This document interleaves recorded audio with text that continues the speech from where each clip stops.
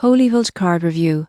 Pricing explained what you get for your money. HolyHeld is a prepaid and digital card provider, but most people get this wrong. They assume all fees are hidden. The surprising truth is that HolyHeld's pricing is transparent and depends on card type, usage and top-ups. For a standard card, there's usually a small issuance fee of around €2. Transactions in your home currency are often free, but international purchases may carry a small percentage fee, typically 1–3%. You won't believe how convenient reload options or cards can be topped up by a bank transfer or digital wallet instantly. Premium cards may have higher issuance fees and monthly maintenance costs, but include perks like enhanced spending limits, travel insurance and virtual cards for online security. Most people get this wrong by comparing only the base card fee. They underestimate the value of security features and global usability. In conclusion, HolyHeld card pricing is clear and tiered.